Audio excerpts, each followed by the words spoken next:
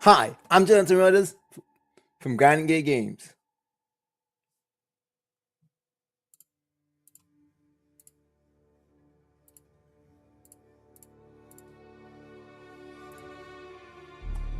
Laugh for them, if you laugh for them, if you laugh for them, laugh for them.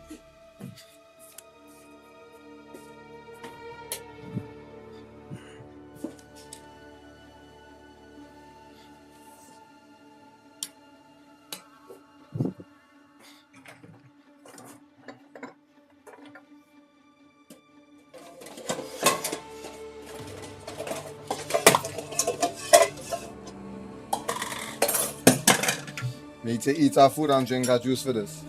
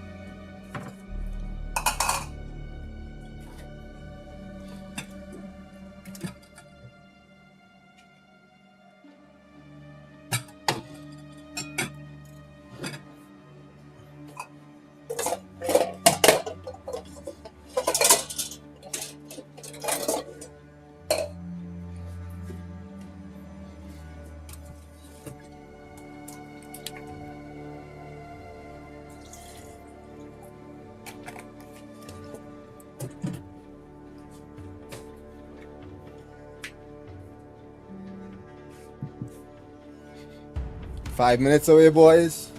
5 minutes away. Light it up, light it up.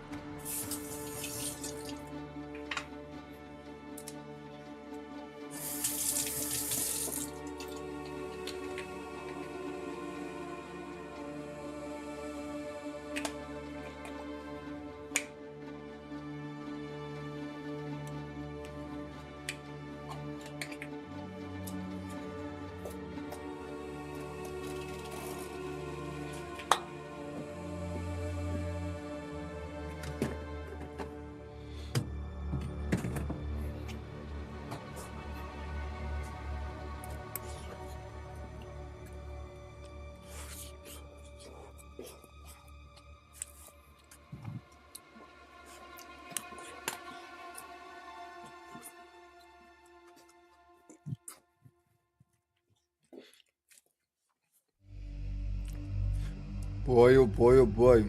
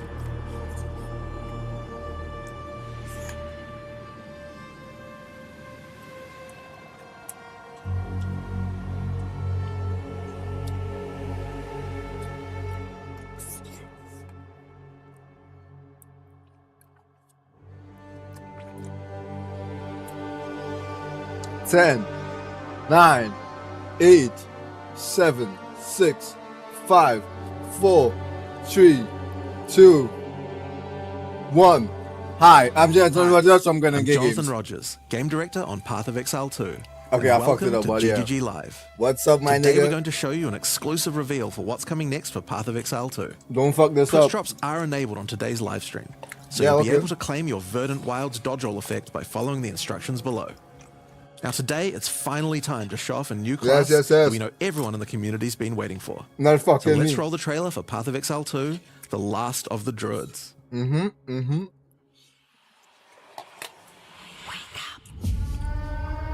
Fucking hell, why do you need Kevin?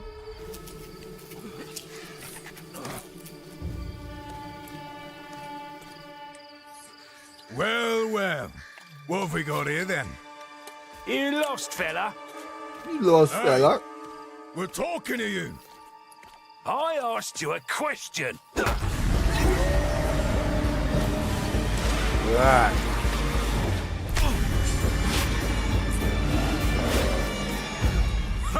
What's wrong with him? He's lost his bloody mind.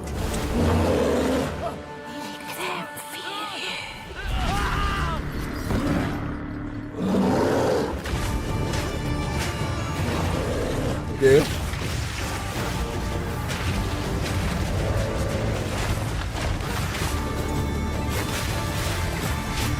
The wolf's kinda cool, man. The wolf's kinda cool, can't lie.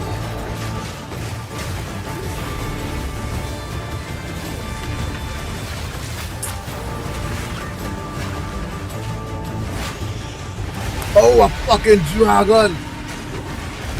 Bombo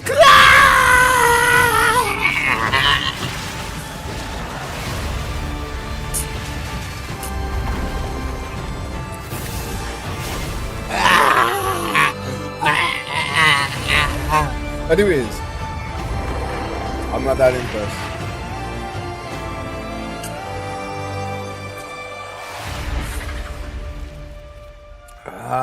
Man, think that dragon, you know.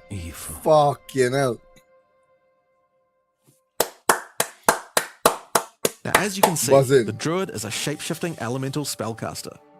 After his fellow Druids were destroyed by the King in the Mists, the Druid lost his humanity in the forests of Ogham, where he wandered for years as a beast. Now, finally reawakened, he's determined to find his lost wife and regain his humanity.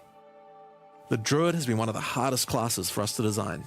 That As well as should have having been last human to introduce spells, to the game. he has 3 animal forms, and we wanted to make sure that there were interesting combos between all of them. The Druid is our first hybrid strength and intelligence class. That means he needs to have the ability to use spells and attacks. As a human, the Druid typically uses magical staves to harness the powers of the earth and the natural world. One of the first skills you will learn is the ability to create small volcanoes from the earth. This skill spits out balls of magma at your enemies, and will continue to do so for some time. While the volcano is active, turn into an animal and wade into melee range. Many of the skills you use as a human last for a significant period of time, giving you a good chance to turn into an animal and rage out. But how do you turn into an animal, you may ask? Well, the answer is a new weapon type that Druids use, animal talismans. Oh. When you equip an animal talisman, you can choose which animal form you would like the talisman to represent. Depending on what you choose, you'll be given that animal's basic attack as a new skill to equip. For a bear, that's Maul. To turn into a bear, simply use the skill.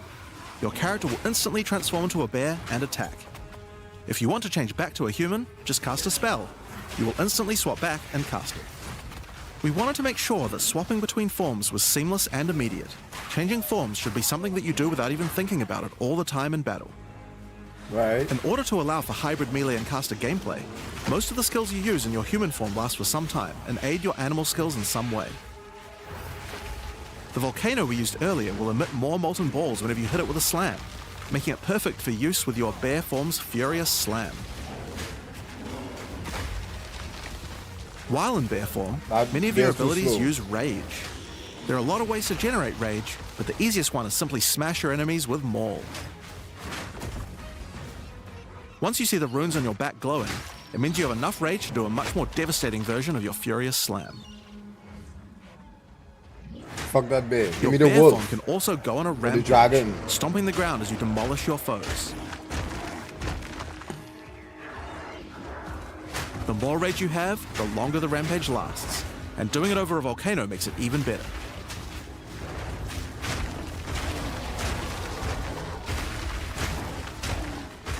As you consume rage, your bear form will generate endurance charges, and these can be used with skills like Ferocious Roar. Ferocious Roar is a war cry that empowers your subsequent attacks to break your opponent's armor. The more endurance charges you have when you use it, the more empowered attacks you will gain. But Ferocious Roar has another special feature too. It's a meta gem that allows you to socket any Warcry gem from another class into it, giving you the ability to use these skills as a bear.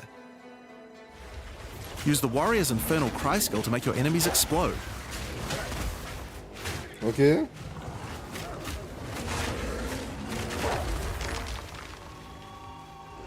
Or use Seismic Cry to stun your enemies and double up the number of slams you do.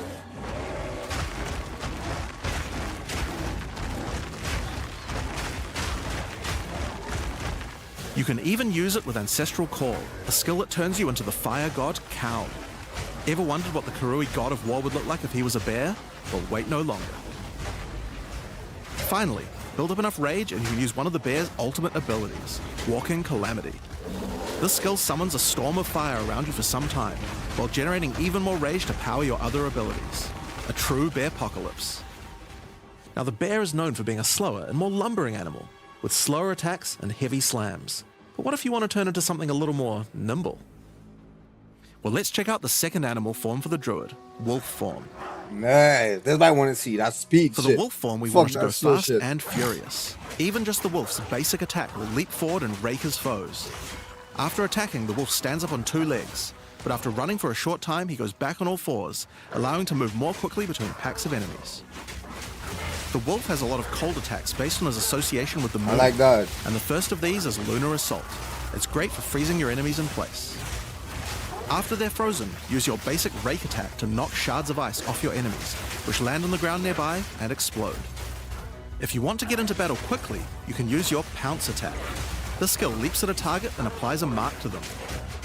Killing the marked enemy will summon a wolfman into your side, allowing them to fight with you. Mark and kill as many enemies as you can to build up a sizable pack. While an enemy is marked, your wolves will prioritize that target and do more damage the more wolves you have. So make sure you keep your pack strong. Army of wolves. I like that. I like Now, that. one problem you might run into is your wolf pack dying in boss fights. You often don't have any enemies that you can mark and kill in order to regenerate your pack. To deal with this problem, you can use Cross Slash. Cross Slash jumps backwards and does a vicious double slash. Any marks on your target explode and triggers their abilities. This allows you to pounce to mark an enemy and then summon a wolf even without killing it. Cross Slash also has another feature though. Remember those ice fragments from before? Well, Cross Slash will propel any ice shards on the ground towards its central target. First, freeze your enemies with Lunar Assault. Then rake them to create as many ice fragments as you can. Then follow up with Cross Slash to generate a field of icy explosions to obliterate your enemies. If they're still alive after that, your pack of wolves can finish them off.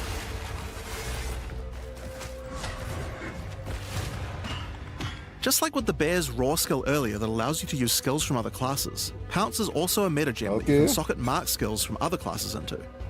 So for example, you might want to try adding Freezing Mark from the Monk to Pounce. After pouncing at an enemy, Cross Slash to explode the mark and gain extra cold damage for a time. The wolf has many other ways to go all in on cold though. Using the Arctic Howl Warcry will allow you to add cold damage and chilled ground to any slam, while buffing your pack of wolves as well. You can also use it to freeze enemies that are close to being frozen, making it much faster to use your other combos. Finally, the wolf also has the ability to call down the power of the moon to transform into an Arctic werewolf with Lunar Blessing. In this form, you move and attack more quickly and deal extra cold damage. Consuming Rage will extend the duration of your Arctic wolf form, so you could try a hybrid bear and wolf build if you want to utilize the skill to its full effect.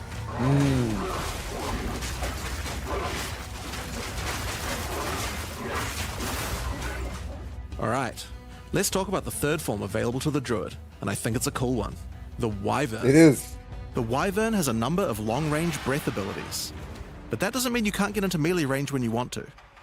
The basic attack of the Wyvern is Rend. Jump forward into combat and slash your enemies with your lethal talons. If they're close to being stunned, you can blow them off balance with a blast from your wings, causing an explosion of damage. After the battle though, it's time to feed. Devour the corpses of monsters to create power charges, and this is when the Wyvern's abilities really come I online. like them fucking dragon. When using Rend, you can consume a power charge to charge up your wings with lightning. Not only does this do a bunch of damage, but it allows you to turn this melee skill into a much larger AoE attack. Once your wings are charged, your Wing Blast will also do lightning explosions for even more damage. If your enemies are close to death, no need to wait for them to actually die. When you see this blue marker, just devour them alive. Fresh meat is much tastier after all. Alright, so those are some melee options, but how about range? Well, you wouldn't be much of a dragon if you couldn't breathe fire after all. Rolling Magma is the first of the Wyvern's breath attacks. Spit balls of fire that bounce along the ground. These balls will trigger volcanoes as well, so it's a good idea to cast one as a human right before you start spitting. But that's not all you can spit. You have something a little nastier in that gullet of yours. Spitting a barrage of oil at your enemies will cover them in a viscous sludge that makes them easier to ignite. I hope in the end game this is faster. If you have power charges though, plant your wings in the ground and vomit a barrage of lightning-infused projectiles. The more power charges you have, the longer you can do this for. But make sure you keep your foes at range. You're vulnerable to melee attacks while channeling this skill. In order to help with that, let's take a quick diversion back to some of your human abilities. As a Druid of Scoth, you have the ability to harness the power of nature to create entangling vines to slow down your enemies. Another of nature's punishments is the thunderstorm. Creating one of these will create periodic strikes the of lightning from the transition sky, in is smooth and will though. also make your enemies wet. Why is that useful? Well, of course, things that are wet are easier to shock. Use it with lightning damage from your Wyvern form to enhance your damage. Making things wet also makes them easier to freeze, so it works nicely with your wolf form as well. And you know what else likes water? Plants. Water your plants to give them various extra abilities. Use Lightning Storm with Entangle to make them last longer, and attach more vines to each enemy, slowing them further. Summon Thrashing Vines to slam at your enemies for a time. Any that are created in water will be larger and deal more damage. Now then, with our enemies sufficiently subdued with our plants, time to really lay into them with our lightning-infused barrage. Now, this last Wyvern ability is just ridiculous, but we felt like we had to do it. Use Flame Breath to take to the skies and rain down a stream of fire on your enemies. Yeah, that's one of them. They kind of You have flying wings, still. so we have to take full advantage of them after all. So fly around and burn in it. That's what the fuck I'm talking about, bitch. Get eaten, bitch. Now there are a few other skills we didn't cover, but there's one in particular that I think will open up a lot of builds. Spell Totems. Spell Totems are meta gems that let you create a totem that will automatically cast any spell in the game for a time. In order to create one, you will need to spend 3 endurance or 3 power charges. You could use them to throw fireballs, summon comets, Nobody's shower playing the that area fucking lightning. bear. Really, the options are kind of endless. Your bear form can easily generate endurance charges by consuming rage, and your wyvern form can easily create power charges by eating corpses. So it's pretty easy for the druid to get the charges needed, but they're also available from quite a few other places as well. I'm sure we'll be seeing a lot of different spellcaster classes thinking about how best to take advantage of these. Now, of course, along with a new class comes a bunch of new support gems. We've added over 30 new supports throughout the game, but I'll show you a few of the cooler ones here. Fan the Flames can be added to any wind skill to spread fire from one ignited enemy to the other enemies behind them. It's great for the Wyvern's Wing Blast. But you can also use it on many other classes with wind skills, like the Twisters on the Huntress, or the Monk's Staggering Palm Projectiles. Accelerated Growth causes extra explosive plants to erupt from the ground whenever you grow plants with rain. And Advancing Storm changes storm skills like your Thunderstorm or Tornado to move across the battlefield. It's great for watering plants en masse, or to turn tornadoes into a real disaster by sucking up multiple ground effects as they travel along. And the Sorceress might like to use it with Firestorm as well. Echoing Cry causes your Warcry skills to echo. They will repeat a couple more times with a delay after They you should use show them, it in the giving you end game. I more want to see empowered the end attacks. game. Fuck Use all it of for the this. druid's animal form war cries, or on the warrior for a nice power boost. Grounding shocks causes monsters you shock to turn into living Tesla coils, arcing lightning to nearby enemies. You could use it with your empowered wings for an extra damage boost, but it's also great with any other shocking skill. Try it out with Lightning Spear.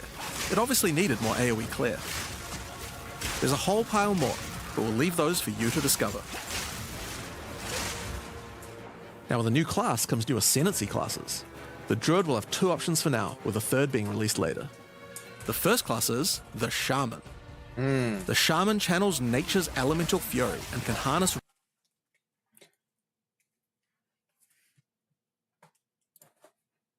They don't fuck up now.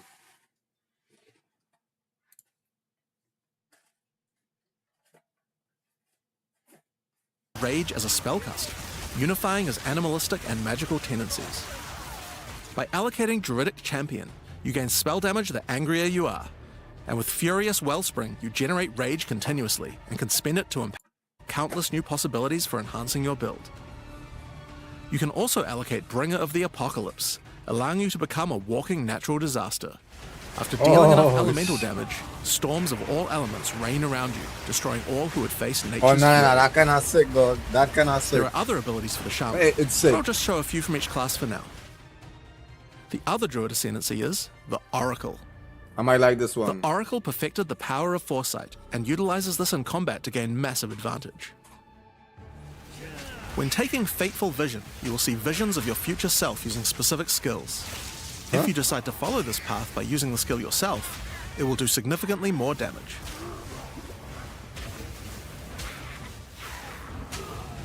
And with Converging Paths, at a critical moment in battle when a monster is vulnerable to freeze, stun, or electrocution, the Oracle can use Moment of Vulnerability to see a vision of the enemy's future and then merge it with the current timeline, allowing him to deal damage to both.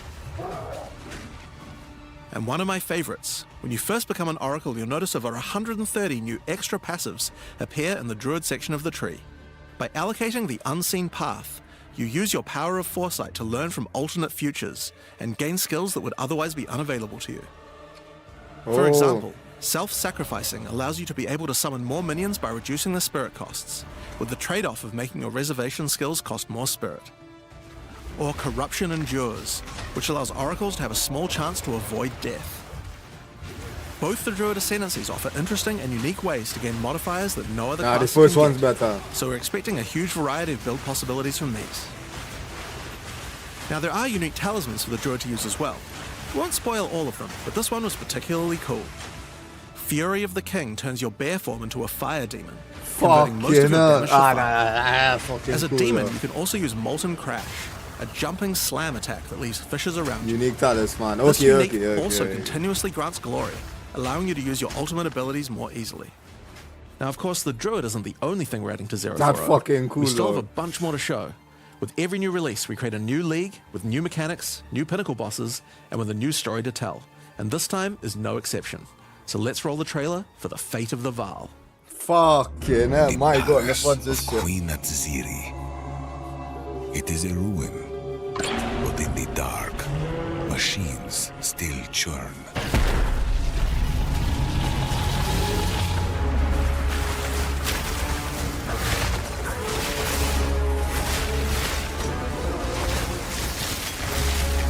The temple has many functions, and with it, a chance to save the Vaal. A gateway through time.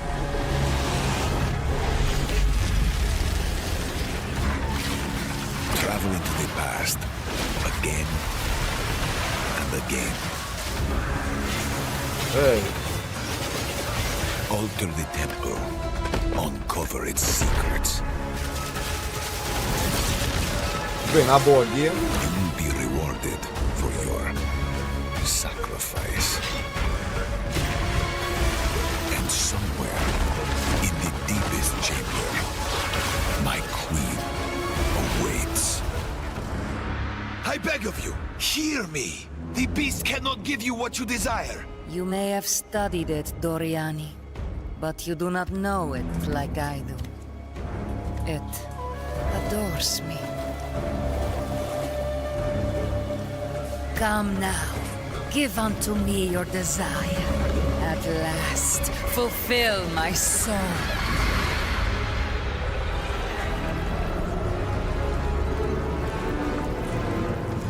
What is this? Hi, I'm Mark Roberts, Game Wagwan. Director on Path of Exile. In the Fate of the Vaal League, you will find remnants of the ancient Vaal civilization scattered throughout Rayclast. They seem to attract nearby creatures and affect them strangely. After killing them, the remnant appears to gain some amount of power, but not enough to fully activate it. It seems you will need to find 5 more of these arcane devices, and sacrifice the monsters you find there to fully activate one. But things don't always go to plan. These devices are old, and sometimes infected by corruption. Twisted versions of ancient Vaal may emerge, and sometimes even stronger foes. On fully activating one of the devices, you finally discover its true purpose. A portal opens and takes you deep underground to a lost temple, once the home of Atziri, Queen of the Vaal. What treasures could still be inside? I think you're gonna want to find out.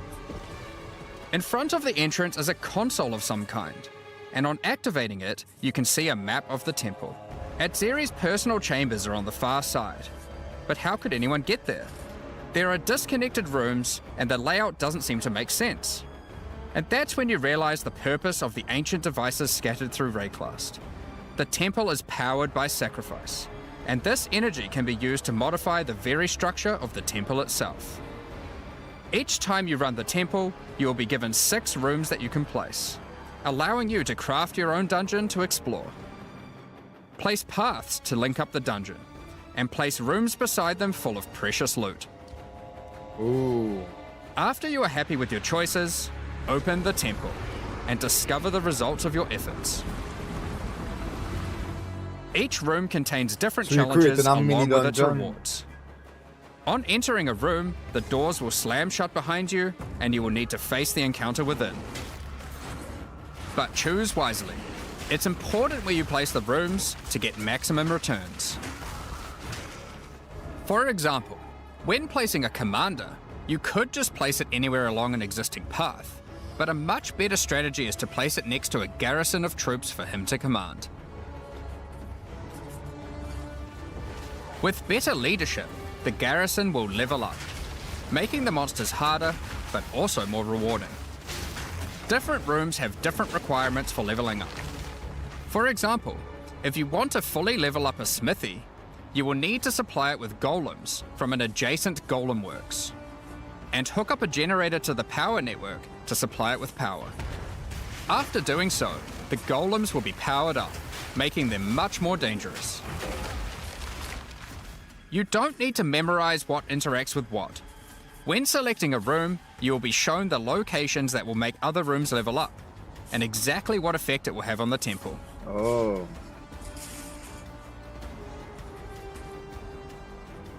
After running the temple, a few of the rooms will destabilize and be removed.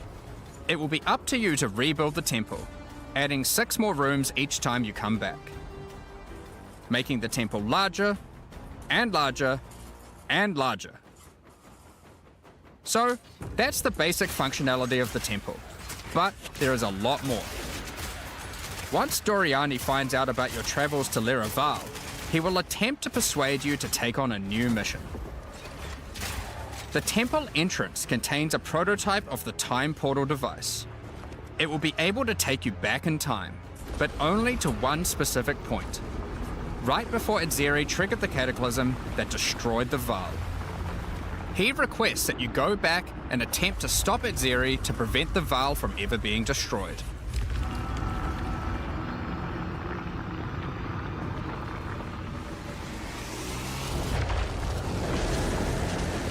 Atziri is on the far side of the temple, so you will need to expand the temple significantly to get to her. And even worse, her chambers can only be unlocked by a room that isn't currently accessible to you. In order to deal with that, you are going to need to visit the architect of the temple. To get to him, you will need to place path rooms. But while doing so, you will probably want to exploit some of the Vaal technology only available in the past. Once you can travel into the past, a whole new set of rooms are available to you, and they have some pretty insane rewards. At level 1, the corruption chamber can be used to corrupt a single item. But placing it next to a thaumaturge to run the place, and a sacrificial chamber to provide soul energy, you'll be able to level it up. And it's worth it. Because once you get the room to level 3, there are some very nice rewards to be had. In a level 3 corruption chamber, you will find this mysterious device. It has a slot to place an item, and it only accepts items that are already corrupted. What will happen to them? Well, normally once an item is corrupted, you can't modify it any further. But this device allows you to corrupt your item a second time, adding another enchantment. This has the capability to craft some very powerful items indeed. But be warned, the Vaal are all about taking risks in the pursuit of power. There is a 50% chance that the item will be destroyed. Whoa.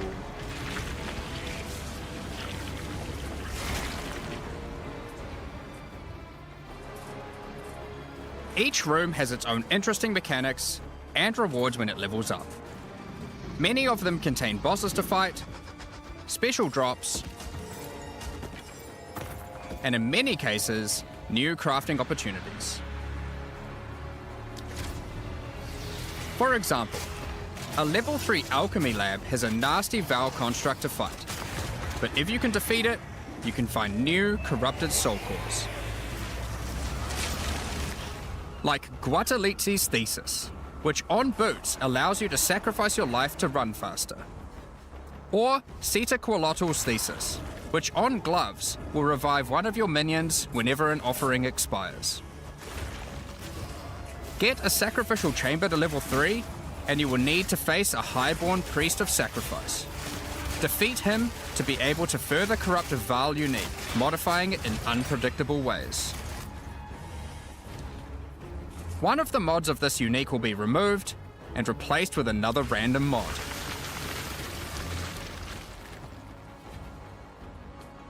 For example, this Soul Mantle. It gives you an additional totem, but lowers your totem's life and curses you when they die. By using the machine, this could result in a terrible item if you remove the good mod, but also some amazing items if you replace the downside. Now, one extra thing to mention about these Vaal crafting machines. You don't have to take the items you want to craft into the temple.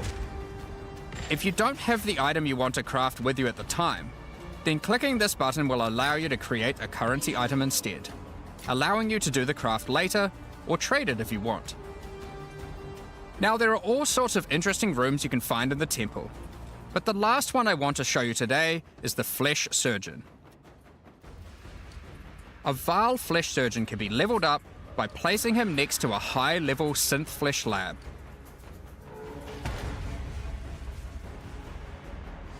But be careful. The Flesh Surgeon has some rather unpleasant experiments in his personal lab. Afterwards, you might notice the surgery table just sitting there. The Vaal are great at crafting items. Why not do some crafting on yourself? After laying down, you'll be asked which limb you'd like to replace. What? Left arm, perhaps your right leg. Each limb can get a different set of random bonuses, so choose wisely.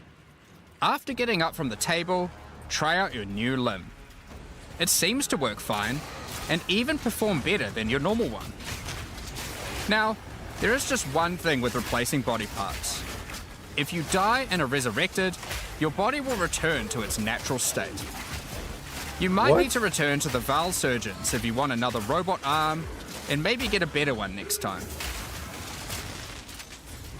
Some rooms, like the Commander, can give you a new type of reward. Medallions that can be used to manipulate the temple in other ways. Using a Queeper Lartl's medallion will allow you to artificially boost a room even if it doesn't meet the normal requirements to level up. And a Huatalotli's medallion will stop rooms from destabilizing when you complete a temple, allowing you to guarantee getting a reward a second time. Great if you want to stock up on double corrupts. Now, with all that aside, time to face the Architect, and you will be in for a fight.